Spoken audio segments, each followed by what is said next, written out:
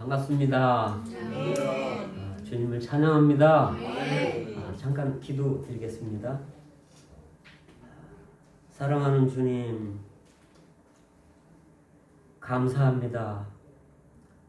모일 때마다 말씀하시는 주님, 이 시간 하늘 문을 여시고 주님, 우리에게 주님의 음성을 들을 수 있게 해 주소서. 우리가 목마른 사슴처럼 주님의 말씀을 갈급해서 나왔습니다. 이런 말씀을 통하여 우리가 순종함으로 주님의 뜻 가운데 살고 이기는 자의 생활을 살 수 있도록 주님 이 시간을 축복해 주옵소서. 악한 마귀 묶으시고 부끄럼 당하게 하시고 주님 홀로 영광을 얻으소서. 예수님의 이름으로 기도드립니다. 오늘 그 제목이 마귀의 정체거든요. 마귀의 정체.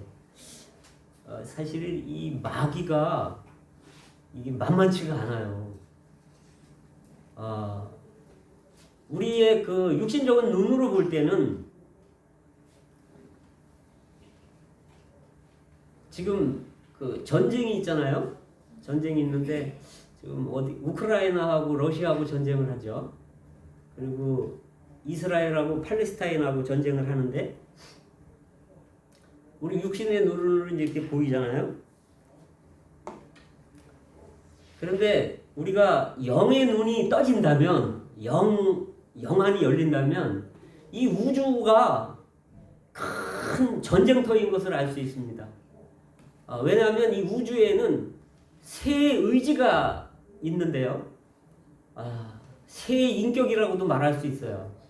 여기 첫째는 하나님의 의지가 있습니다. 하나님은 그분 자신이 목적하는 바, 그분 자신이 뜻하는 바를 이루시는 분이거든요. 그러니까 이분의 의지가 있어요. 하나님의 의지. 근데 여기 또 사탄의 의지가 있습니다. 사탄이 또 만만치가 않잖아요. 그 가운데 사람이 또 있습니다. 하나님도 사람을 필요로 하시고 사탄도 사람을 필요로 합니다. 왜냐하면 사람이 하나님을 경배하고 또 사탄을 경배할 수가 있거든요. 이 우주 가운데는 큰 두 나라가 있어요. 그래서 지금 전쟁을 하고 있는데 마태복음 11장에 보시게 되면 어느 날 예수님이 귀먹고 눈먼 귀신 들려서 귀먹고 눈먼 사람을 고치셨어요. 그랬더니 바리새인들이 뭐라고 얘기냐면 예수님한테 당신은 귀신의 왕 바알세불을 힘입어서 귀신을 쫓아내는 것이다. 이렇게 말합니다. 그러니까 주님의 답변이 뭐라 하시냐면 귀신이 귀신을 쫓아내면 서로 분쟁하는 것인데 그러면 그 나라가 어떻게 서겠느냐. 사탄이 사탄을 쫓아내면 그 나라가 어찌 서겠느냐. 이러면서 여기에 사탄의 나라를 말하고 있습니다. 귀신의 나라를 말하고 있습니다. 그리고 로마서 14장 17절에 보시게 되면 하나님의 나라는 먹고 마시는 것이 아니요 성령 안에서 의와 평강과 희락이다. 하나님의 나라를 말하고 있는 겁니다. 그래서 하나님의 나라와 사탄의 나라가 있는데 이 두 나라에 큰 전쟁이 있는 거예요. 저는 지금 전쟁의 한복판에 있습니다. 어떤 그 외국 믿는 사람이 그런 얘기를 하더라고요. 1944년도에 연합군이 나치 독일을 패배시키려고 프랑스의 노르망디에 그 작전을 짜서 상륙을 했다는 거예요. 큰 전쟁이 있었다는 거죠. 근데 자기는 그때 5살, 6살 돼가지고 그런 라디오에서 흘러나오는 소리를 듣긴 들었지만 장난감 탱크를 가지고 이 모래성을 쌓고 거기서 전쟁 놀이를 장난으로 했다는 거예요. 우리가 생명이 어리면 생명이 자라지 않으면 이 전쟁이 뭔지 모릅니다. 6.25 전쟁이 일어나도 어린아이가 전쟁이 뭔지 어떻게 알겠습니까?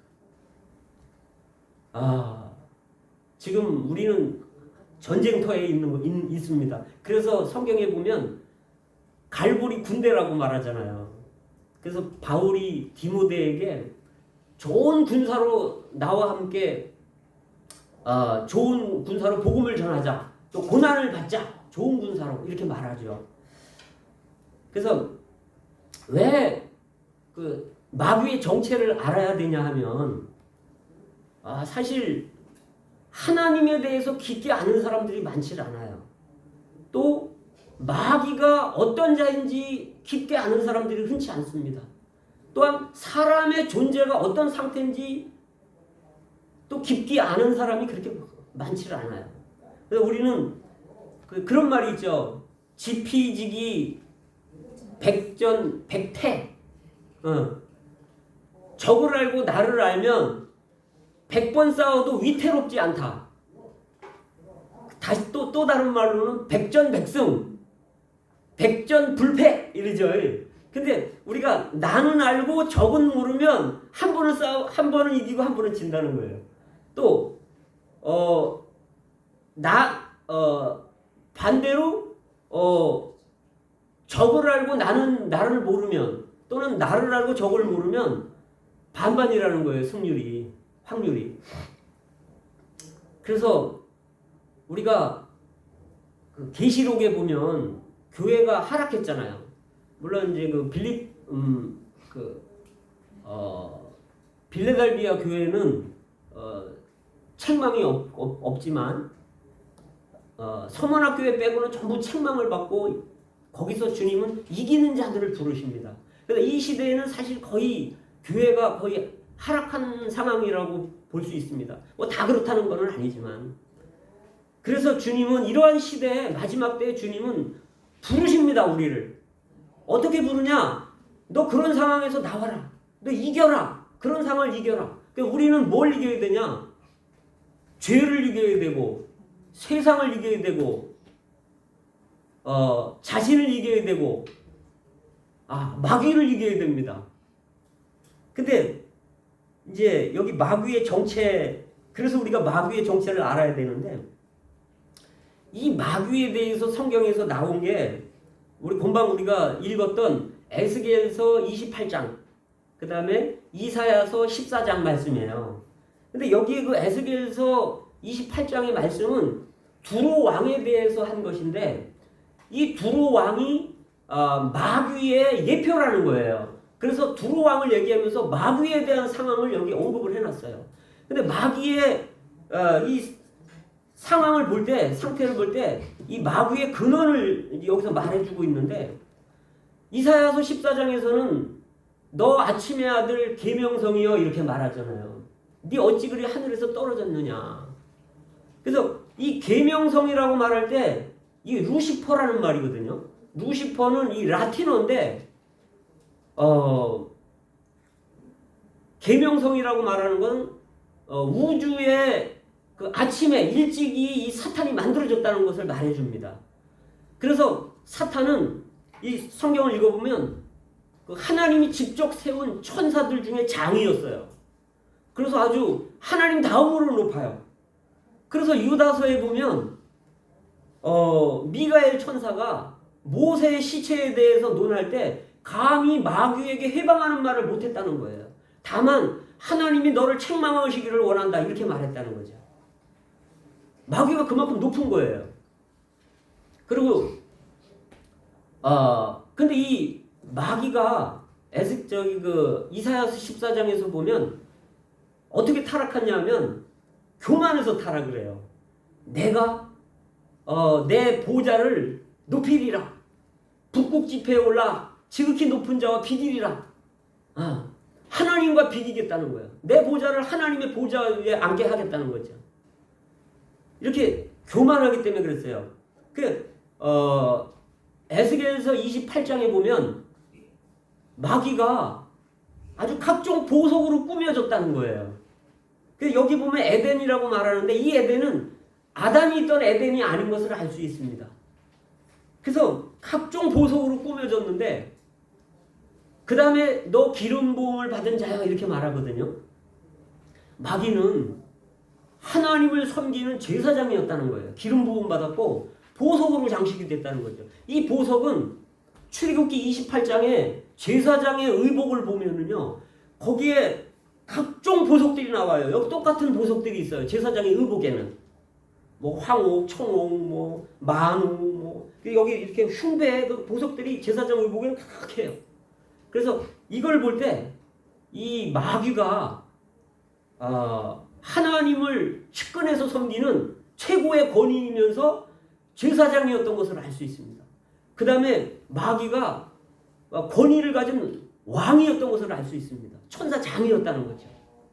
그런데 여기 보면 너는 온전한 임이었고 할 때 이 이는 이제 도장 인자를 썼는데 그다음 지혜가 충족하고 완전하고 온전했다는 거예요. 영화로웠다는 거죠. 그리고 아름다웠다는 거예요. 이 에스겔서에 보면. 그러니까 이 마귀가 하나님이 자기에게 주신 것은 생각 안 하고 그래서 하나님이 자기에게 주신 것만 생각하고 하나님은 생각하지 않으니까 자기 자신을 보니까 너무 지혜로워. 자기가 너무 아름답고 너무 영광스러운 거예요. 영화로운 거예요. 자기가. 그러니까 교만해갖고 하나님에게 대적을 한 거예요. 반역을 한 거예요. 그래서 심판받고 쫓겨났습니다. 이 땅으로 쫓겨났죠. 그래서 이 마귀의 본성을 볼 때는 아주 하나님이 만드신 들짐승 중에 가장 간교하다고 말하잖아요. 이 마귀는 아주 간교한 자입니다. 그래서 이 마귀의 근원은 그렇고요. 이 마귀의 본성을 보면 마귀는 살인하는 자라고 얘기를 해요. 그래서 아벨을 가인이 돌로 쳐 죽이잖아요. 질투가 나가지고. 살인하는 자. 그 다음에 마귀는 거짓의 압이라는 거예요. 요한복음에 보면. 그리고 속이는 자라는 거죠. 그래서 마귀는요, 우리에게 가면을 쓰고 옵니다. 광명의 천사처럼. 그러나 그 안에는 마귀의 어떤 괴계가 있는 겁니다. 그리고 마귀는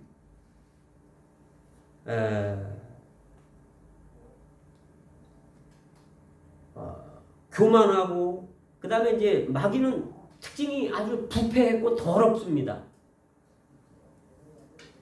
그리고 이 마귀가 하는 일은 계시록 12장에 보면 12장 11절에 보면 하나님 앞에서 우리를 밤낮 참소를 한다는 거예요. 욥기에서도 그런 게 있잖아요. 가서 욥을 자꾸 가서 비난하고 참소하는 거예요. 하나님이 지켜주시니까 욥이 저렇게 하나님을 경외하는 거 아닙니까? 이렇게. 그래서 밤낮 참소를 해. 비난하고 참소하고. 그래서 우리가 누구를 비난할 때 우리는 마귀에게 당하고 있는 겁니다. 또 우리가 교만해서 우리 자랑하고 뭐 이렇게 할 때 높아지고 이렇게 할 때 우리 마귀한테 이용당하고 있는 겁니다. 근데 이 마귀의 이제 특징이 있는데 마귀는 어떤 특징을 갖고 있냐? 마귀는 숨습니다. 어디에 숨냐? 사람 속에 숨어. 그리고 사물 속에 숨고 일 속에 숨습니다. 마귀는.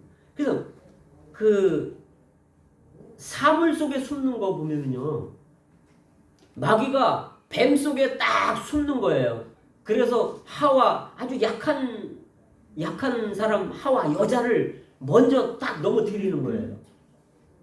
뱀에게 숨어서 뱀의 모습으로 나오는 거죠.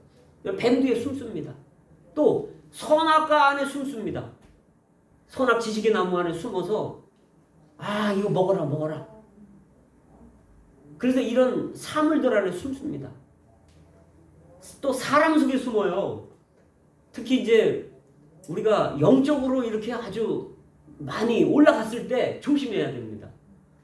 베드로가 마태복음 16장에서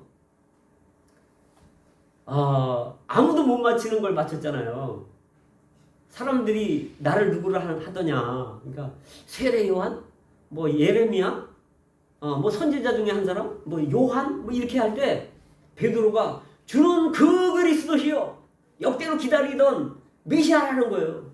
살아계신 하나님의 아들이십니다. 이럴 때 주님이 깜짝 놀라시는 거죠. 그래 칭찬을 받는 거예요. 바요나 시몬아 내가 복이 있도다. 이렇게 칭찬받고 금방 예수님이 그러시는 거죠. 아 내가 이제 장로들과 이런 바리새인들 이런 사람들한테 내가 핍박받고 내가 십자가에 죽고 3일 만에 내가 다시 살아나리라.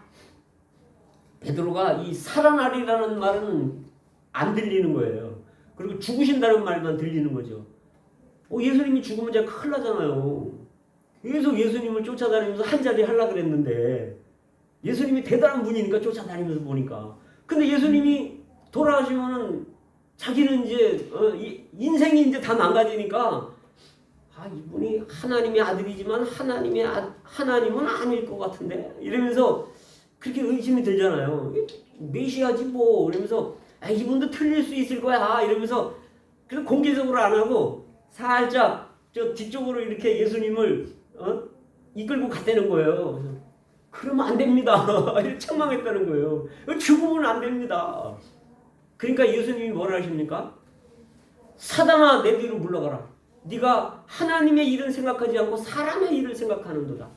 우리가 사람의 일이 있고 하나님의 일이 있는데 베드로가 사람의 일을 생각하기 때문에 사탄의 소리를 들었어요. 사탄이 베드로 속에 들어간 거예요. 베드로 속에 숨은 거예요. 금방 칭찬받고 금방 사탄이 돼버린 거죠. 그래서 정말 우리는 교만하면 넘어질 수가 있습니다. 사탄과 하나가 될 수가 있어요. 사탄에게 이용당할 수 있어요. 이 세상에 얼마나 사람들이 교만한지 재림 예수가 1922년도인가까지 보니까 드러난 사람만 50명입니다. 자기가 재림 예수라는 거예요. 얼마나 교만하면. 그리고 자기가 하나님이라는 사람이 드러난 사람만 20명 된다는 거예요. 근데 드러나지 않은 사람은 또 얼마나 많겠어요. 이게 다 착각하는 거죠. 교만한 거죠. 이제 우리가 이래요. 어떨 때는 마귀라고 말하고 어떨 때는 사단이라고 말하는데 마귀와 사탄은 같은 말이에요. 사탄은 히브리어에서 나온 말이고 이 마귀는 어떤 뜻이냐면 마귀는 비난자라는 뜻이고요. 비방자라는 뜻이고 사탄은 대적자라는 뜻이거든요.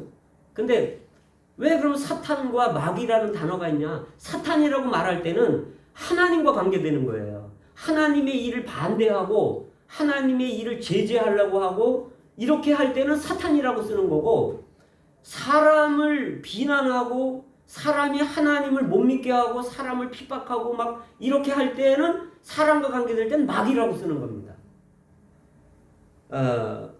근데 이 마귀가 이제 하는 일은 뭐냐면 안 믿는 사람들을 눈을 가려서 예수를 못 알아보게 하는 거죠. 예수의 복음을 못 듣게 하는 거예요. 마귀가 하는 일은. 왜? 자기 나라를 자기가 지켜야 되니까. 사람들한테 경배를 받아야 되니까. 그래서 이제 이 마귀가 경배를 이제 받는 거를 보면 이제 그러잖아요. 예수님이 40일 금식하시고 시험 받으실 때 마귀가 누가복음을 보면 그래요. 하늘과 땅의 천하 만국과 영광을 다 보여줬다는 거예요. 마귀가 예수님한테. 그러면서 이것은 내게 넘겨준 것인데 내가 원하는 자들에게 준다. 나한테 엎드려서 경배하라. 그러면 내가 이걸 너한테 주겠다. 예수님한테 이래는 거죠, 마귀가. 그래서 이 마귀가 일하는 것은 뭘로 일을 하는가 하면 세상 명예, 그 다음에 세상 권세, 그 다음에 재물, 그 다음에 평안, 요 네 가지 요걸 가지고 사람들을 자기 휘하로 만들어서 경배를 받는 겁니다. 그래서 여기 보면 이제 그 재물 있잖아요. 재물. 하나님과 재물을 겸하여 섬길 수 없느니라 그러잖아요. 재물이 이 세상 신이라는 거예요.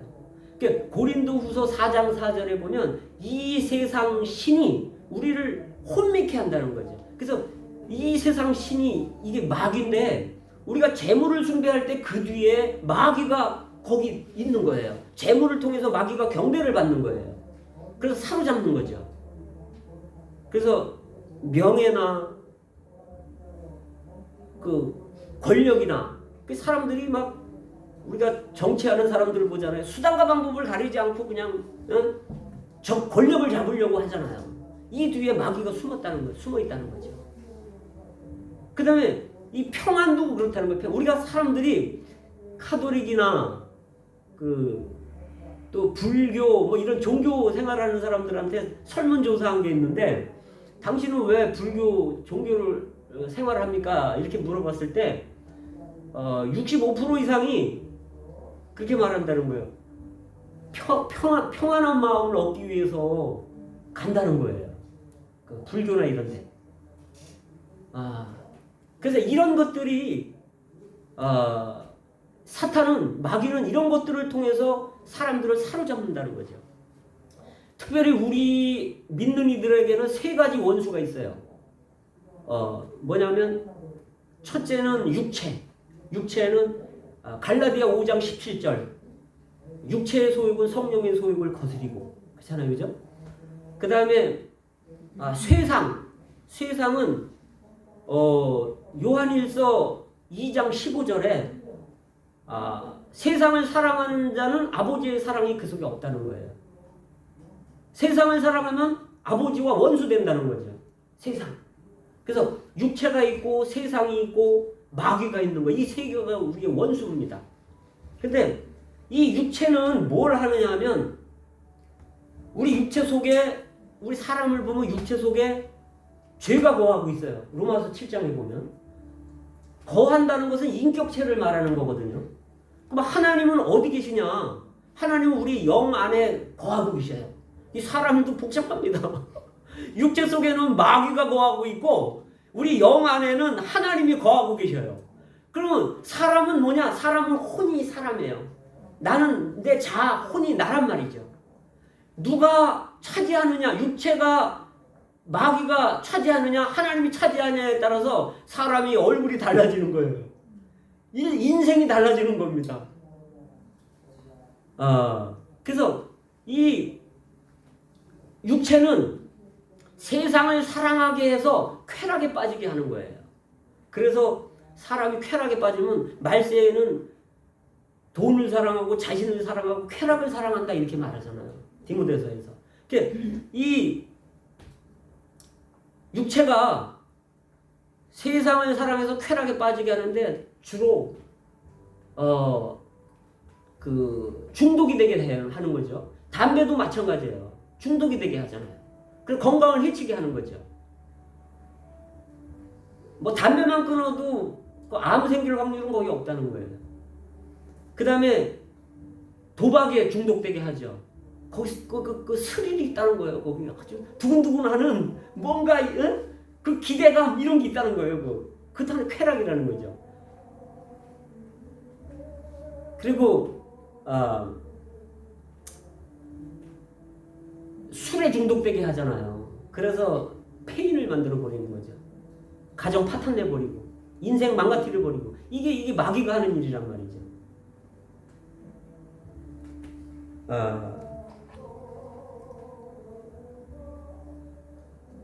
그래서 마귀는 우리를 실족하게 하고 지체들을 미워하게 하고 뭔 일을 일으켜서 그리고 우리를 핍박하고 사람들을 비난하게 하고 실망하게 하고 좌절하게 하고 결국은 이런 중독에 빠져서 자살하게 만들고 그래갖고 마귀가 이 사람들을 하나님께 못 가게 하고 하나님을 믿는 사람들은 넘어뜨려가지고 자기와 함께 불못에 지옥 불로 들어가게 끌고 같이 가려고 그러는 거예요. 마귀가 하는 일은. 그래서 우리는 마귀의 정체를 알아야 된다는 거죠. 마귀를 이겨야 된다는 겁니다. 그래서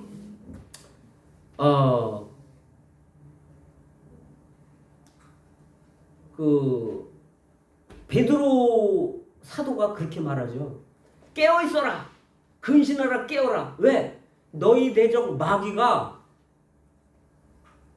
돌아다니는 사자와 같이 으르렁거리면서 산길자를 찾는다는 거예요. 지금 이 순간에도 우리가 다른 생각하면 마귀한테 먹히는 겁니다. 우리의 생각이 누가 점유하느냐가 제일 중요한 거예요. 우리 생각이 전쟁터입니다. 우리 생각을 로마서 8장 6절에 보면 그러죠. 6절 7절 거기 보면 5절 6절 7절 거기 보면 이렇게 말해요.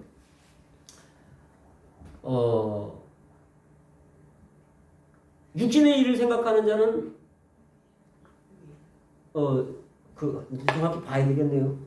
로마서 8장 5절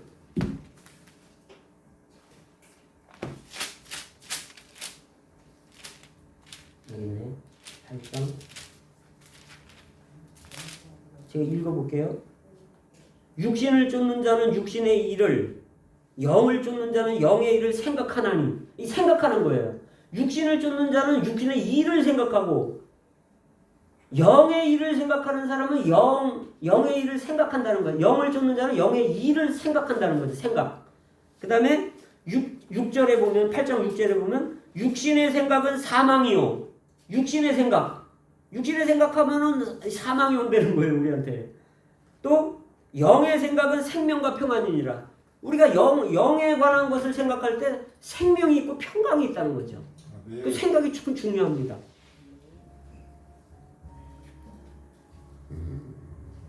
근데 이제 이 마귀가 주로 어떤 사람들을 공격하고 먹이로 삼느냐 하면요.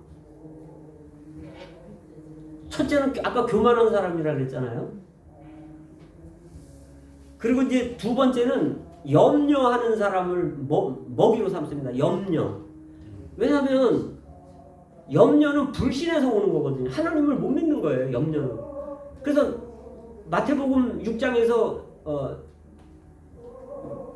6장에서 그렇게 주님 말씀하시죠. 믿음이 적은 자들아 왜 염려하느냐. 공중의 새를 봐라. 들의 풀을 봐라. 오늘 있다 내일 아궁이에 들어갈 저런 들풀도 하나님이 입히시지 않냐. 너희 천국께서 입히시지 않냐. 그러므로 내일 일을 위하여 염려하지 말라. 하나님은 이 하나님 아버지는 우리가 자녀들이기 때문에 염려 없이 생활하기를 원하시는 거죠. 그래서 바울은 아무것도 염려하지 말라는 거예요. 기도하라는 거죠. 빌립보서 4장에서. 조금 제가 좀 유쾌한 얘기를 좀 할게요. 우리가 존 웨슬레라고 알잖아요. 그죠? 감리교회 창시자라고 그러는데 이분은 설교를 하루에 서너 번씩 해갖고 일생 42,000번 설교를 했대요. 근데 이분의 부인이 세계 4대 악처 중에 한 사람이래요. 근데 어느 정도냐 하면 수시로 이 웨슬레의 돈을 갖고 가고 거기 따지지 말라고 그랬는데 조건을. 그리고 몰래 편지고 다 뜯어본다는 거예요. 그리고 이제 나가서 웨슬레가 복음을 전하고 바깥에 나가서 복음을 전하고 있으면 이 부인이 와가지고 저 사람 얘기 다 거짓말이니까 믿지 말라 그랬는데 다 거짓말이라고. 그러면 우리가 복음 전하는데 집사람이 와서 그러면 그게 참 뭐가 됩니까 그게. 그렇잖아요. 그렇게 악처였다는 거예요. 근데 심지어는 사람들 보는 데서 머리채를 끄집어가지고 막 이렇게 끌고 다녔대. 그래갖고 싫어합니다. 그래갖고 손에도 머리카락이 막 이렇게 있고 바닥에도 머리카락이 막 떨어져 있었다는 거예요. 집에는 그 못 오게 했대. 저기 차도 못 마시게 사람들 집에 방문 못 하게 하고. 그런데도 이 웨슬레, 존 웨슬레는 그렇게 정말 놀라운 복음 전도자가 됐죠. 근데 이 웨슬레가 그 키가 166이었고요. 그 다음에 몸무게가 53kg였답니다. 그리고 89세에 돌아가셨대요. 그러니까 90살 정도 사는 거잖아요. 장수했다는 거예요. 그래 아주 다 몸도 군살 하나 없이. 그 사람들이 이제 계실 때 물어봤대요. 그 장수하는 비결이 뭡니까? 이랬더니 그거는 모든 괴로운 일, 모든 염려는 다 주님께 맡겨버린다는 거죠. 그 다음에 아무것도 염려하지 않는다는 거예요. 그게 장수의 비결이랍니다. 오래 살고 싶으면 염려 없기를 바랍니다. 이 염려를 통해서 마귀가 우리를 괴롭히기 때문에 대신 기도하셔야죠. 그죠?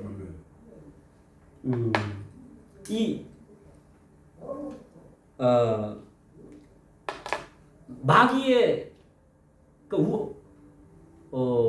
마귀가 우리 사람을 그러면 어떻게 하냐? 우리 믿는 사람들은 우리가 이 말씀을 믿어야 되잖아요. 이 말씀에 보면 어떤 말씀이 있냐면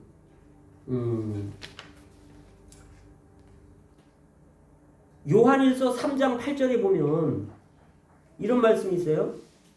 하나님의 아들이 나타나신 것은 마귀의 일을 멸하려 하심이라. 그 다음에 히브리서 2장 14절에 보면 자녀들이 혈육에 속하였으면 그도 함께 혈육에 속하심은 사망으로 말미암아 사망의 세력을 잡은 자 마귀를 없게 하시며. 주님이 나타나셔서 마귀의 일을 없이 했을 뿐만 아니라 마귀를 십자가에서 끝냈다는 거예요. 그래서 마귀는 이미 심판받았어요. 그런데 지금도 돌아다니고 있잖아요. 마귀가 으르렁거리는 사자처럼. 그걸 아직 집행을 안 해서 그런 거란 말이죠. 이제 주님이 오시면 잡아서 무조건으로 들어갈 겁니다. 그리고 이미 머리는 깨졌어요. 마귀가. 그러니까 예수님이 십자가에 달리실 때 놋뱀의 죽음으로 죽으셨단 말이죠. 그래서 놋뱀은 뭐냐면 뱀의 모양은 있지만 뱀의 독은 없잖아요. 놋으로 됐으니까. 예수님이 놋뱀의 모양으로 죽으셨는데 예수님 안에는 죄가 없으셨다는 거예요. 사람의 육체를 가졌지만 죄는 없은 분이라는 거죠. 놋뱀처럼. 그래서 뱀을 심판했다는 거예요. 그래서 마귀는 끝났습니다. 그러니까 우린 자꾸 선포해야죠. 마귀, 너는 네 위치는 불못이다. 그걸로 가라. 너는 이미 심판받았지 않냐. 우리는 마귀는 능력이 있지만 우리는 권세가 있습니다. 하나님의 자녀가 되는 권세를 주셨으니. 그리고 이제 그 요한복음 10장에서 그런 말씀을 하시죠. 예수님이 너희를 내 손에서 빼앗을 자가 없느니라. 그리고 그 다음 구절에서는 너희를 아버지의 손에서 뺏을 자가 없느니라 이렇게 말합니다. 그리고 요한일서 5장 18절에서 어떤 말씀을 하시냐면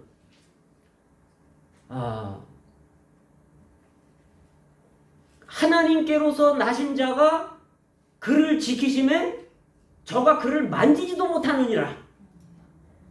마귀는요 우리를 만지지도 못하는 거예요. 왜? 하나님께로는 나신 자 예수님이 우리를 지키시기 때문에.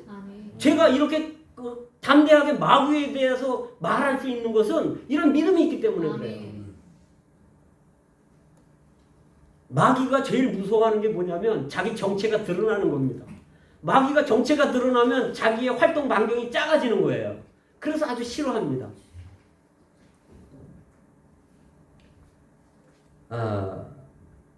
그래서 결론적으로 야고보 사도는 뭐라고 얘기하냐면 야고보서 4장에서 마귀를 대적하라. 그리하면 너희를 피하리라.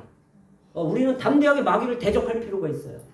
그리고 사도 바울 사도는 뭐라고 얘기하냐면 마귀의 괴계를 대적하라. 그러기 위해서 전신갑주를 취하라. 그래서 우리는 전신갑주를 취할 필요가 있습니다.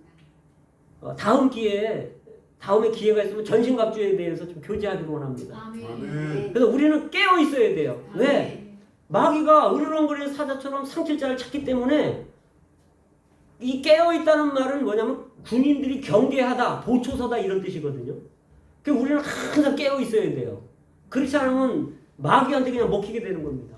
그러니까 주님의 원하심은 우리가 주님이 승리하셨기 때문에 그 승리를 우리가 지키고 우리가 이 승리를 선포하고 찬송하고 찬양하고 그래서 우리가 승리의 자로서 이렇게 서 있기를 원하시는 겁니다. 그러니까 주님이 오실 때까지. 그래서 이 주님의 나라를 우리가 정말 확장시키고 주님이 오시면 얼마나 기뻐하게 하시겠습니까? 정말 마귀의 정체를 알므로 우리가 깨어있으므로 전신갑주를 취함으로 또 기도함으로 승리하는 삶이 유지되기를 원합니다. 아멘.